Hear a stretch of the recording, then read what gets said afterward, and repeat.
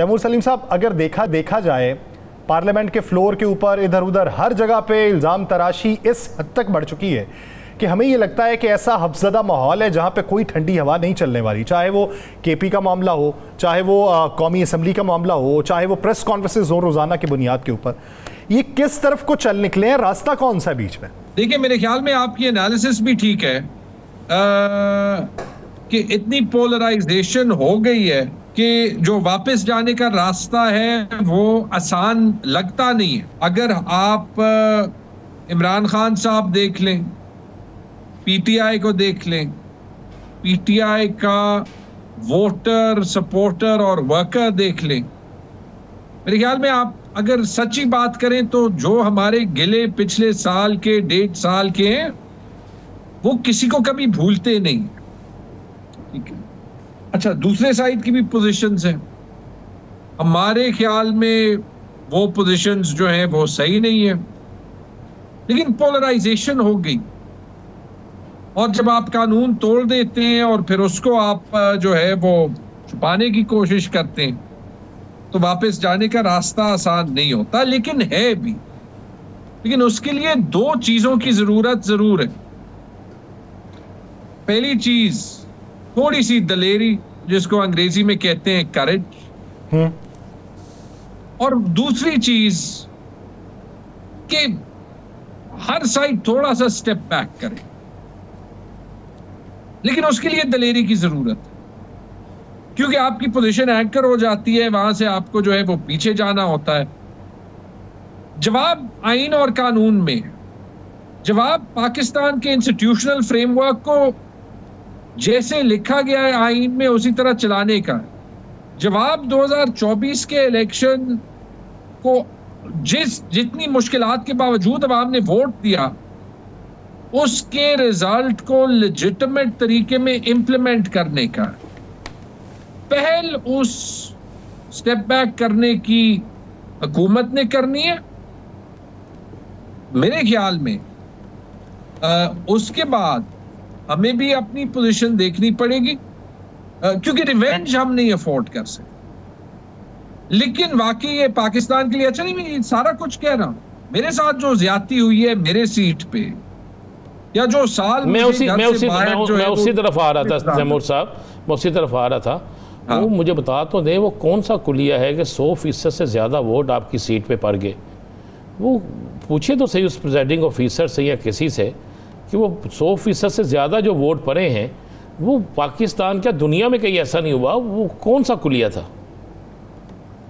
देखिए, मैं यही कह रहा हूँ ना। अच्छा, उसके बावजूद मैं आपको जो है वो रिकंसिलिएशन की बात कर रहा हूं, और इसीलिए कर रहा हूं कि इन दी एंड इस मुल्क को अगर आगे बढ़ना है तो उन लोगों की जरूरत होगी who can speak truth to power. अब और अगर फिर पावर नहीं सुनता तो हम क्या करें? लेकिन हमने अपना काम कर लिया, अब आप वोट पे हैं। आप ये कहें रिकंसिलिएशन की मैं बात कर सकता हूं, जो हुआ है उसको मैं भूल नहीं सकता। और इंशाअल्लाह हमने जुम्मे को पेशावर में जलसा बुलाया, क्योंकि हमें वो आवाज उठानी है। मेरे हल्के से शुरुआत करेंगे, और ये भी हमने कह दिया, मैं अपने वोटर्स को भी कहता हूं, अपने सपोर्टर्स को भी कहता हूं, पूरे पेशावर में जो इमरान खान के वोटर्स हैं उनको कहता हूं, वोट इमरान खान का था, इसलिए सबसे पहले हमने आवाज ही इमरान खान के लिए उठानी है। इमरान खान निकले, पाकिस्तान का निजाम ठीक हो, मैं अपनी सीट कुर्बान कर दूंगा। अगर मैंडेट के लिए मैं लड़ रहा हूं, मैं इसलिए लड़ रहा हूं क्योंकि ये मेरे वोटर्स कह रहे हैं, ये इमरान खान की हिदायत। वरना मुझे ये सीट या मिनिस्ट्री या कोई सरकारी ओहदा जो है वो अपील नहीं करता। पिछले 2-3 महीनों से मुझे टाइम मिल गया है फैमिली के साथ इंटरेस्ट परस्यू करने का। सियासत मैं उतनी ही कर रहा हूं जितनी मैं पहले करता था पेशे के तौर पे। लेकिन आप मुझे ये कहें, ये कोई भूल सकता है पेशावर में 18 में से 9 सीटों पे रिजल्ट्स चेंज हुए? कैसे चेंज हुए? एक वोट की रिगिंग भी नहीं हुई। कोई आरओ, डीआरओ, सीसीपीओ, जो लोग कमरे में बंद थे बाहर निकले, फॉर्म 47 के रिजल्ट और थे। सबूत सारे सामने। मेरे हल्के पे जैसे आपने कहा 66 में से 64-65 फॉर्म्स नजर आ रहे हैं। 40% रिजल्ट्स में मेरा वोट 0 के साथ एंड होता है। अब ये टेक्निकल बात है, लेकिन एक स्टैटिस्टिशियन ने इस पे पेपर लिखा और कहा कि इसकी प्रोबेबिलिटी कि तैमूर झगड़ा की हर पोलिंग स्टेशन पे उसके वोट टैली का आखिरी फिगर 1 in a trillion है, यानी 1000 अरब में से चांस है कि ऐसे रिजल्ट आए। और ये सिर्फ उन सीटों पे नहीं हुआ जिस पे हम जीते हैं। मैंने सैटरडे को प्रेस कॉन्फ्रेंस की थी, एक 10वां हल्का पेशावर का जो पीटीआई जीती थी, पीके 83, मीना खान अफरीदी हमारे हायर एजुकेशन मिनिस्टर हैं, रिजल्ट में 4500 वोट की जीत नजर आ रही है। इलेक्शन कमीशन के वेबसाइट पे फॉर्म 45 देख लें, दो फॉर्म 45 नहीं है, एक ही है। अच्छा झगड़ा साहब, आपका मौक़िफ़, ये इंपॉर्टेंट बात है, ये इंपॉर्टेंट बात है। 65 रिजल्ट उल्टे हैं। इलेक्शन कमीशन के वेबसाइट पे 4000 की जीत नहीं है, 45,000 की जीत है। इसका जवाब कौन देगा? वो आरओ मिसबा वहीद साहिबा देंगी, वो डीसी देगा, चीफ सेक्रेटरी नदीम चौधरी देगा। 10 हल्के मैं अगर कल 11वां दिखा दूं, फिर 12वां दिखा दूं, कब ये सिस्टम जो है वो उठेगा? और कब तक हम ये एक्सेप्ट करते जाएंगे और फिर कहेंगे कि पाकिस्तान तरक्की क्यों नहीं करता? अच्छा झगड़ा साहब, जमीयत उलमा इस्लाम फे का जो मौक़िफ़ है वो जो कहते हैं कि बहुत सारी नशिस्तों के ऊपर रिजल्ट तब्दील हुए हैं, वहाँ पे जीते हुए लोग तो आपके हैं और आप उनके साथ भी मुफाहमत करना चाहते हैं, उन्हें भी अपनी तहरीक में शामिल करना चाहते हैं, तो उनके तहफ़्फ़ुज़ात कैसे दूर होंगे? मेरे ख्याल में पहली चीज, जमीयत उलमा इस्लाम का गिला हमारी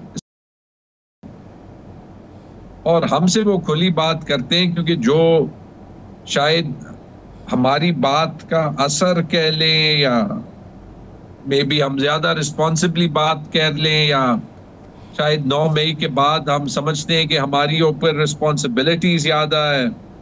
तो पहली चीज तो उनका गिला हमसे नहीं है। दूसरी चीज ये कि मेरे ख्याल में वो इसलिए कहते हैं कि उन्होंने ये भी देखा है कि जो सीट्स पे हुआ है हमारी सीटें बेची गई, लेकिन रिजल्ट इसलिए नहीं चेंज हुए कि उनको बेचना था। रिजल्ट तो चेंज हुए जिसको वाकई हरवाना था हर हाल पे उनको हरवा दिया। और मैंने ये भी कह दिया कि अगर असूल पे खड़े रहने की कीमत ये थी, इमरान खान के साथ खड़े रहने की कीमत ये थी कि मुझे हरवाया जाए तो यार 1000 बार और भी हरवा, क्योंकि ये सियासत अगर वैसे ही करनी है जो पाकिस्तान में सक्सेसफुल सियासतदानों ने 76 साल की है, तो उससे बेहतर है ना ही की जाए।